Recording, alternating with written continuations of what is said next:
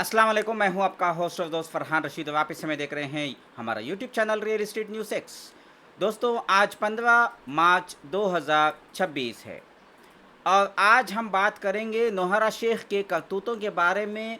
नौहरा शेख का कल्याण बनर्जी का क्या रिश्ता है और ये मेरी कौम कौन है? क्या नौहरा शेख ने अपने आप को बचाने के लिए अपना मजहब तो नहीं चेंज किया? मैं कोई इल्ज़ाम नहीं लगा रहा हूँ, पूरी रिपोर्ट पूरा वीडियो ज़रूर देखेगा कि क्या मेरी कौम ही नौहरा शेख है, क्या नौहरा शेख ही मेरी कौम है। ये जो है देखना है कि ये मेरी कौम कौन है। क्या नौहरा शेख जो है आलिमा जो अपने आप को कहती थी, वो औरत अब जो है कुछ और मज़हब में पता नहीं क्या है, सच क्या है ये हमें नहीं मालूम, लेकिन रिपोर्ट क्या कहती है वो रिपोर्ट के बारे में हम आगे देखते हैं।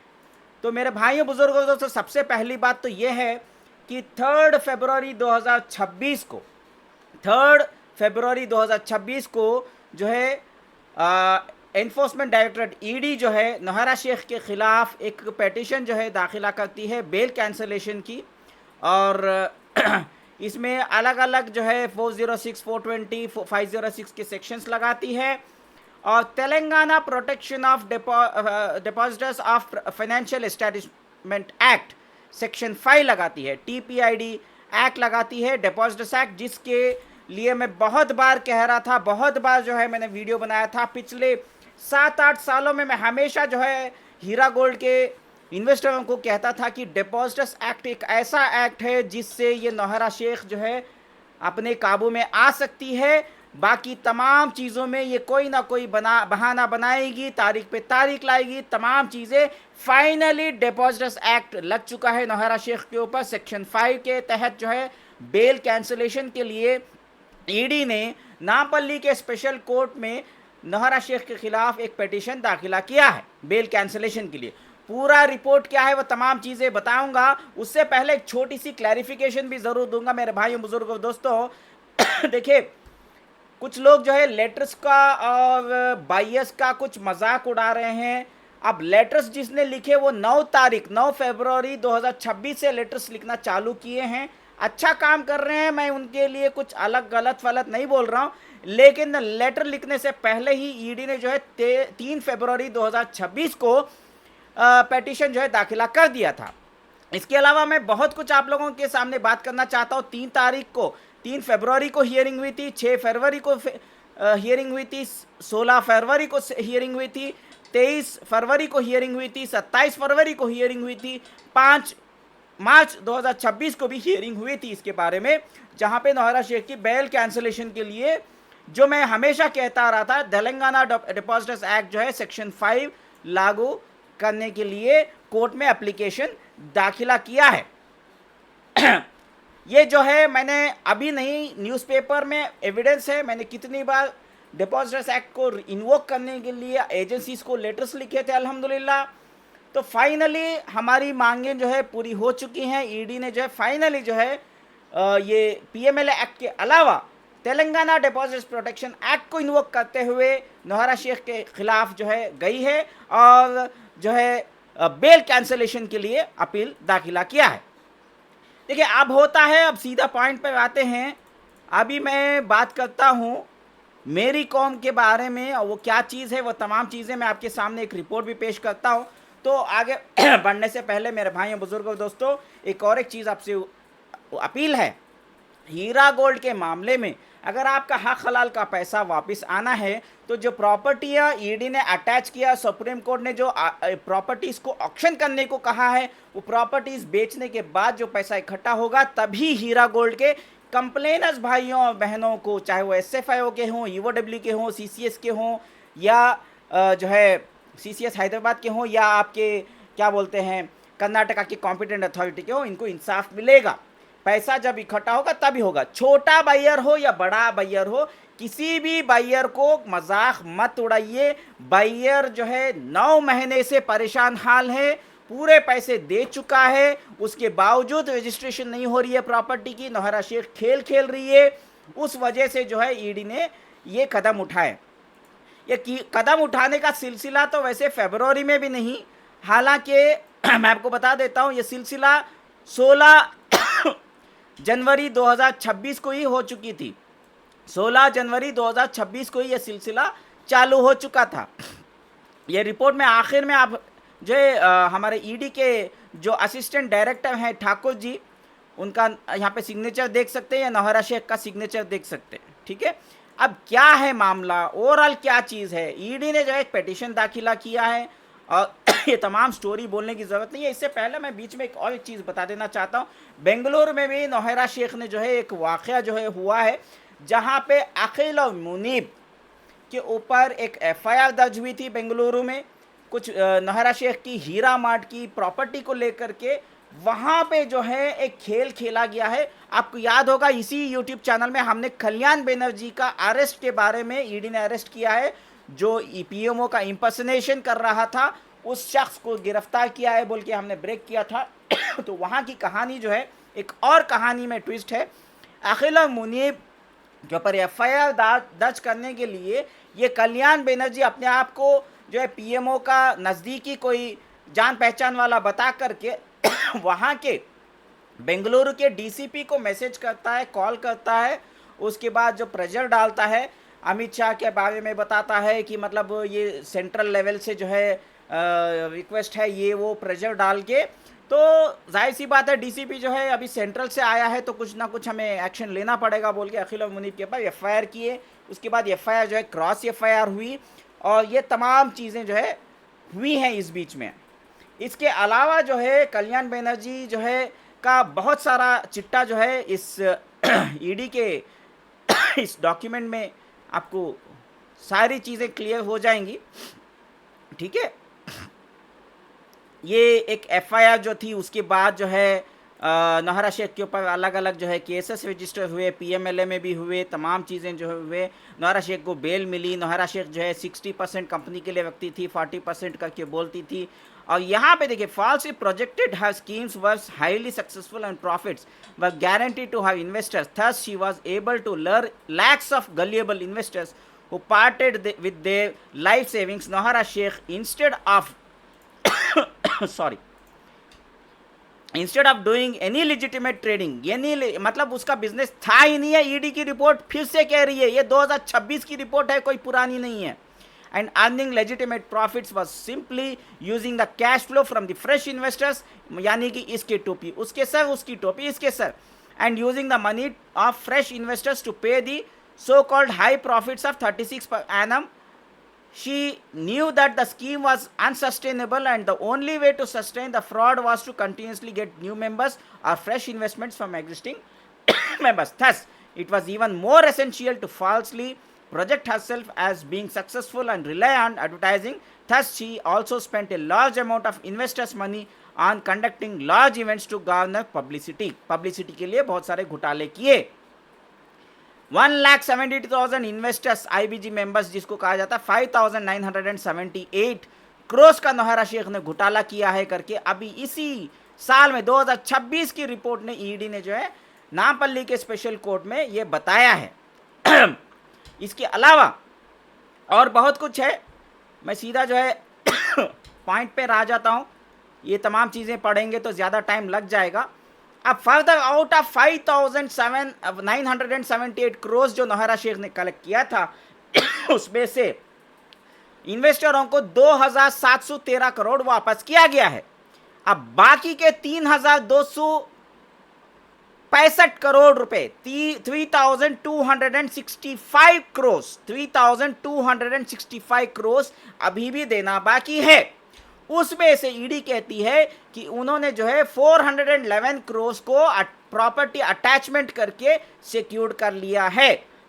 फर्दर 428 करोड़ की रिकवरी हुई है, जिसमें अभी 3,265 करोड़ का सिर्फ 428 करोड़ ही रिकवर हुआ है, बाकी का नहीं हुआ है। जो ट्रेस नहीं किए, ईडी जो है ट्रेस आउट कर रही है कि बाकी के पैसे गए कहाँ है वो पैसे। 3,265 करोड़ 3,265 करोड़ अभी भी आवाम को देना है, ईडी के रिपोर्ट में ये कहता है। The director of enforcement filed prosecution complaint bearing number, ये तो कंप्लेंट किया वो तो आपको मालूम ही है। ईडी का केस चल रहा है 2019 से, जिसमें बीजी थॉमस, मोली थॉमस, हाँ बीजी थॉमस मौली थॉमस। अब मेरी कॉम कौन है, ये पूरा वीडियो ज़रूर देखिएगा, इसमें आगे मैं आपको बताता हूँ। इसमें और बहुत सारी चीज़ें जो है मुझे पॉइंट बतानी है। थोड़ा बहुत मैं पेजेस को स्किप कर रहा हूँ, ठीक है। अब नौहरा शेख ने जो है प्रॉपर्टीज जो है, जो ईडी के अटैचमेंट थी उसके बावजूद जो है कुछ प्रॉपर्टियां अतीक मोहिद्दीन को बेच दिया है, मोहम्मद अथर अहमद को बेच दिया है, मोहम्मद अब्दुल मिनहाज को बेच दिया है, जो ईडी के नज़र में, और बहुत सारी प्रॉपर्टीज नौहरा शेख ने बेचा है जो ईडी के अटैच वाली प्रॉपर्टी है, ठीक है। उसके बाद ईडी ऑक्शन में जो है ईडी ने जो है जो प्रॉपर्टीज लगाई, उसके केस में हुआ क्या है कि 4 बायर्स जो है फिलहाल ईडी के पास पूरा पैसा दे चुके हैं। ये एक तो वो बंजारा हिल्स वाला जो है, ये कौन सा है, ये नैना टावर्स का है जो प्रॉपर्टी है, उसमें 40 करोड़ 35 लाख ऑलरेडी ईडी के पास जमा हो चुका है, ठीक है। उसके बाद एक प्रॉपर्टी है फिल्मनगर की जो बांडला गणेश का के नाम पे रजिस्टर करके दिया है नौहरा शेख ने, वो है 19 करोड़ 64 लाख। ये सक्सेसफुल बिड जो पैसा दे चुके हैं वो है, जो अभी ईडी के पास पैसा है। उसमें से सिर्फ बांडला गणेश की प्रॉपर्टी रजिस्टर्ड है, बाकी के नौहरा शेख ने नखरे दिखा रही है।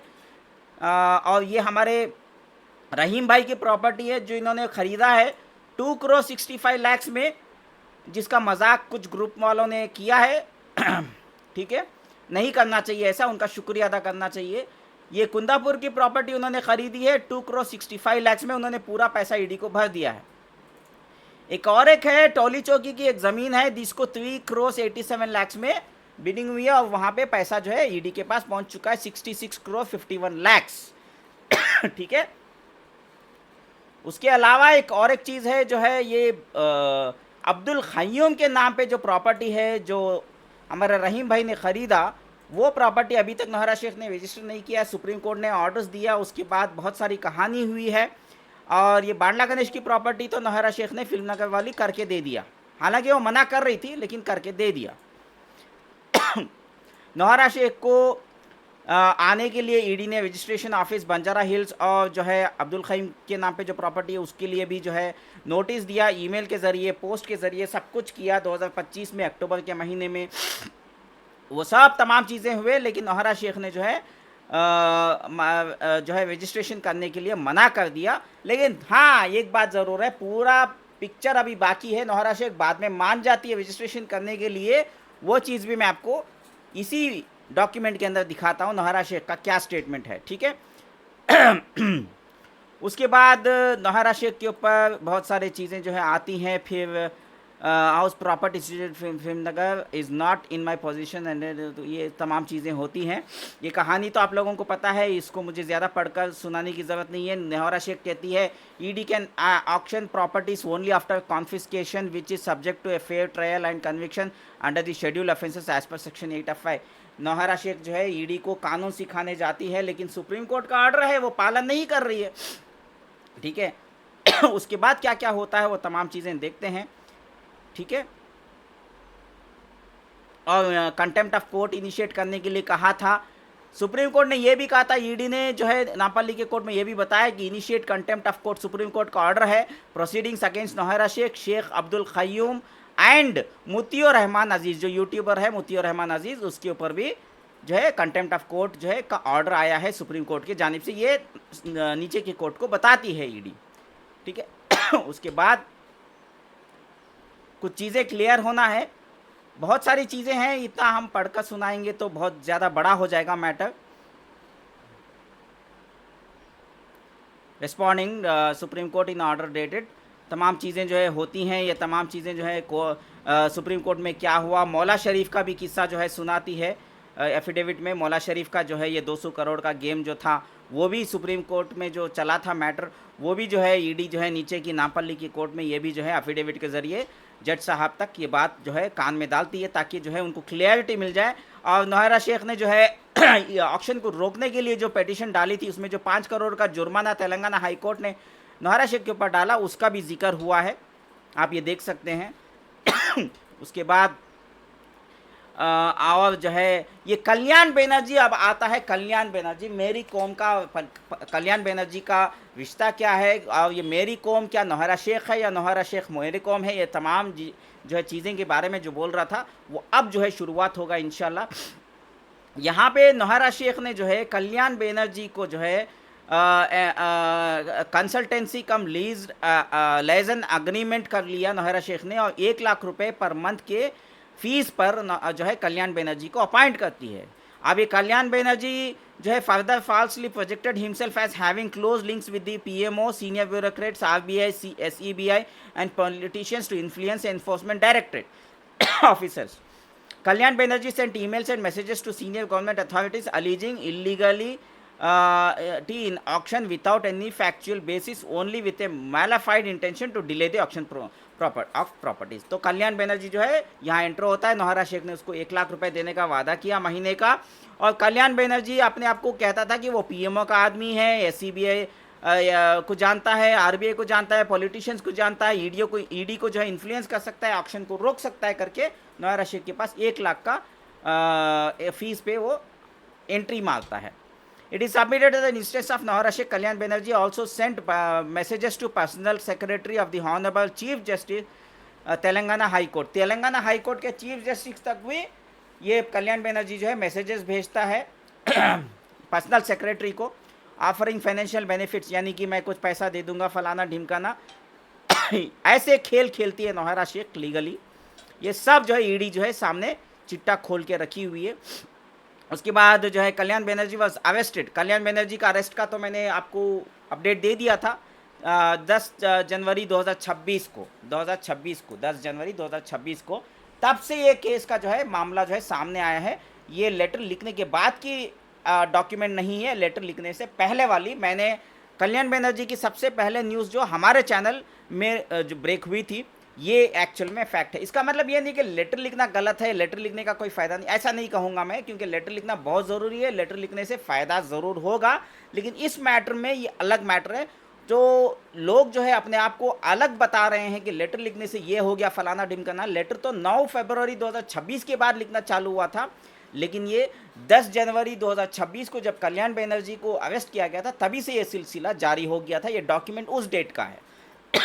ठीक है, 16 जनवरी 2026 का डॉक्यूमेंट है ये. एक्चुअली ये जो डॉक्यूमेंट आप देख रहे हैं, it is pertinent to bring to kind notice of this honourable court that Shrimati Nowhera Shaikh in voluntary statement dated, देखिए 16 जनवरी 2026 recorded under section 50 of PMLA act. Copy of the statement attached had inter alia revealed that Kalyan Banerjee and his associate Sri M.V. Anjaneyya was appointed to act on behalf of Nowhara Group, Hira Group of Companies, wide memorandum of understanding signed by him on behalf of the Hira Group of Companies.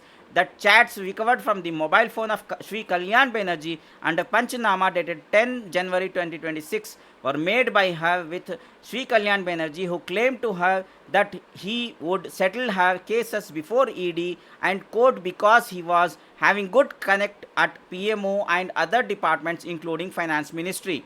That she made the said chat from the mobile number taken in the name of her domestic help Kalpana Rawal.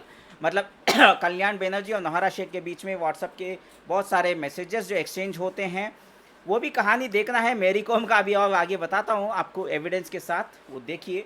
Nauhra Shaikh ही मेरी com है या मेरी com Nauhra Sheikh है, कौन है वो आगे देखते हैं.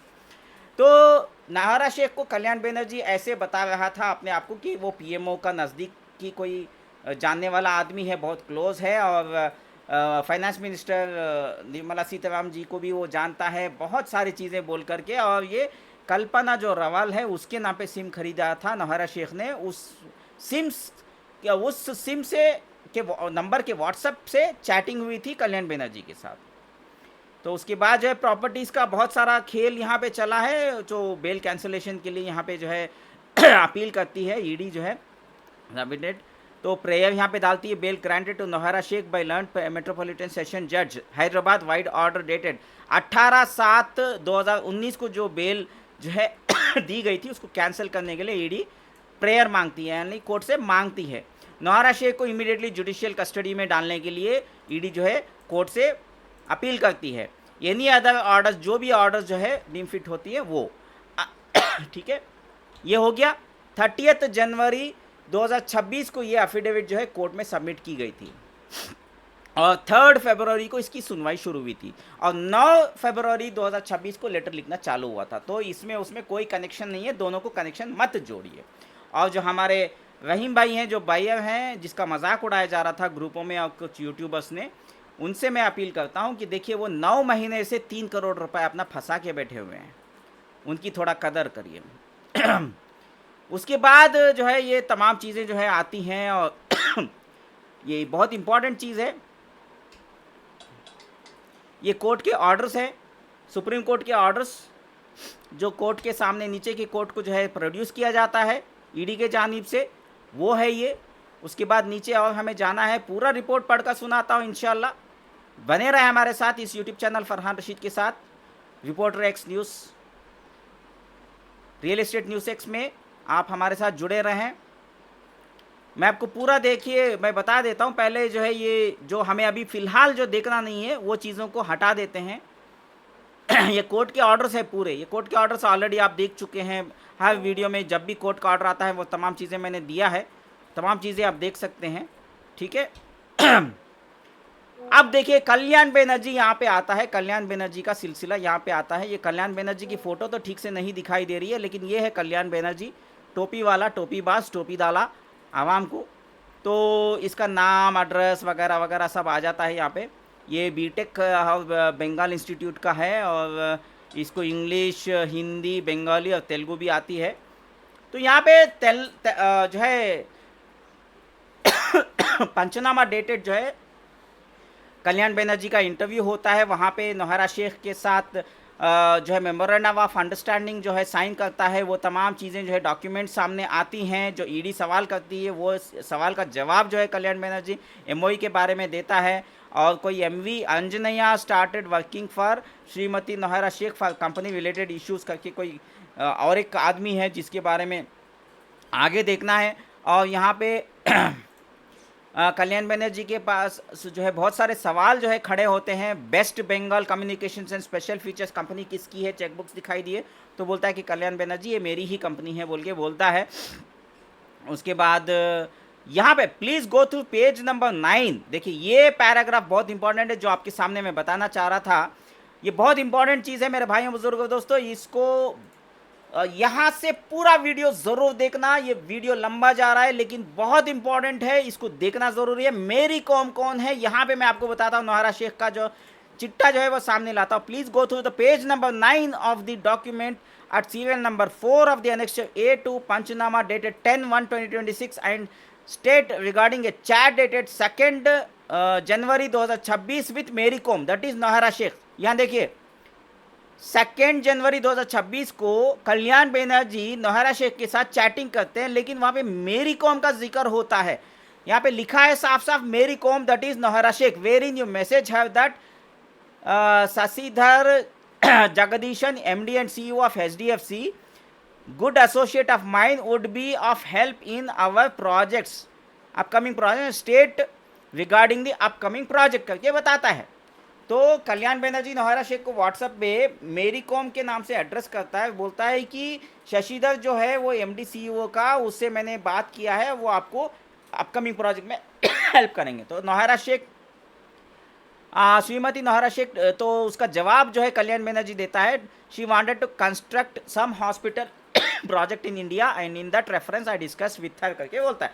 नौहरा शेख अभी हॉस्पिटल भी बना रही है, ये नया कहानी है भाई, रिटेल हो गया, सब कुछ हो गया, अभी ये हॉस्पिटल भी बना रही है आवाम को चूना लगाने के लिए। Please go through the page number 9 of the document so and so etcetera etcetera with Mary Com, that is Nora Sheikh, where in your message have that we are making moves to postpone the action.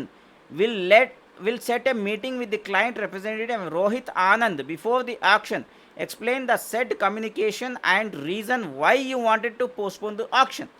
तो नौहरा शेख को auction postpone के बारे में बताता है उस WhatsApp chat में 10 जनवरी 2026 के डेट को, और इसके बारे में जो है नहीं सॉरी 2 जनवरी 2026 के डेट को। तो ये पंचनामा 10 जनवरी 2026 को हुआ था। उस टाइम पे नौहरा शेख के साथ क्या डिस्कशन हुआ था, ये ऑक्शन क्या है ये तमाम चीज़ें बताओ बोले तो उस टाइम पे कल्याण बैनर्जी बोलता है कि at the instance of Venugopal, ये वेणुगोपाल नौहरा शेख का रिप्रेजेंटेटिव है, of Nowhera Shaikh I was trying to postpone the action the said matter I discuss with them and was trying to settle the said amount by identifying the customers. तो वो matter customer लाके मैं handle करना चाह रहा था। तो फिर जो है page go through the number 11 of the document the panchnama dated and stated chat with Mary Kom, फिर से मेरी कॉम का नाम आता है, that is Nowhera Shaikh bracket में बताया जाता है। Wherein your message have that auction will be postpone to 12th, explain the set communication who informed you this regard, I pursued the same and the said information was given to me one Sri Suranjan Bhattacharya Kolkata based person. I accordingly communicated the same to Nowhera Sheikh.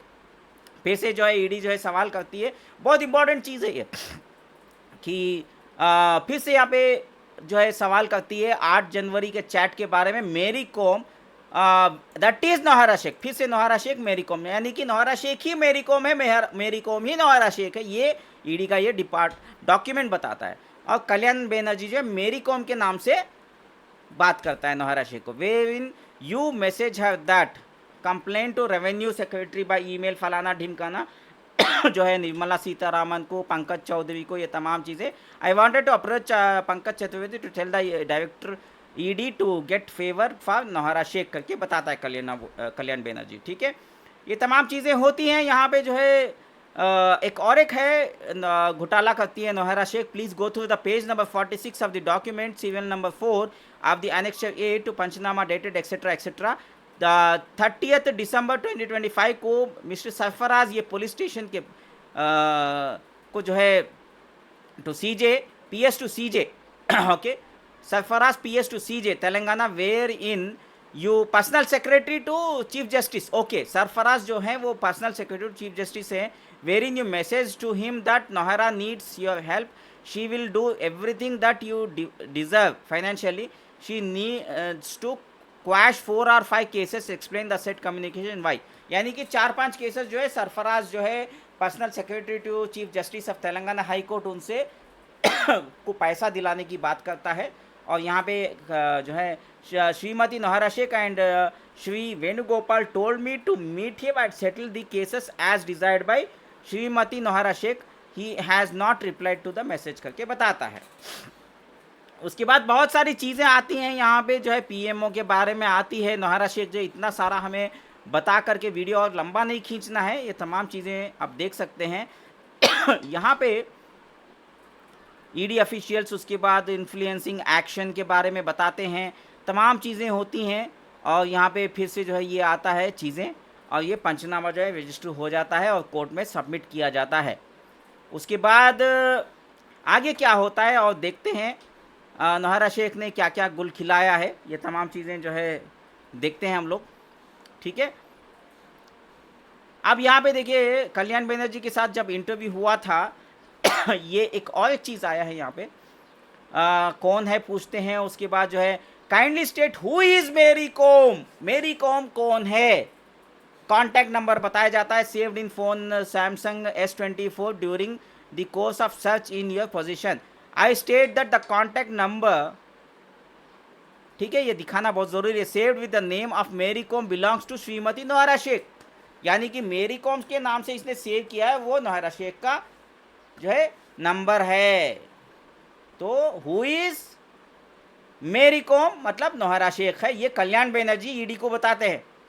How do you know Shrimati Nowhera Shaikh, kindly state why did you save mobile number of Shrimati Nowhera Shaikh as Mary com.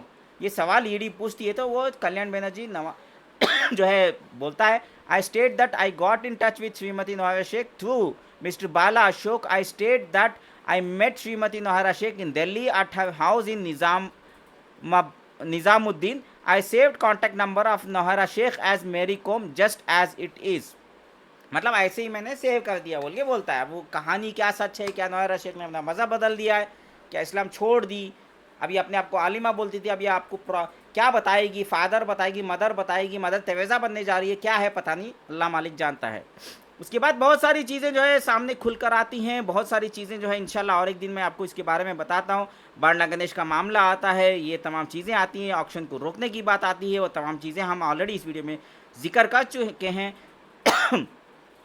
और properties by करना, ये करना, वो करना, तमाम चीज़ें जो है यहाँ पे आती हैं। जब सवाल किया गया था तो यहाँ पे एक शफ़ी शौकत बेंगलोर का कुछ कनेक्शन आया है, वो नौहरा शेख का, ये कौन है करके।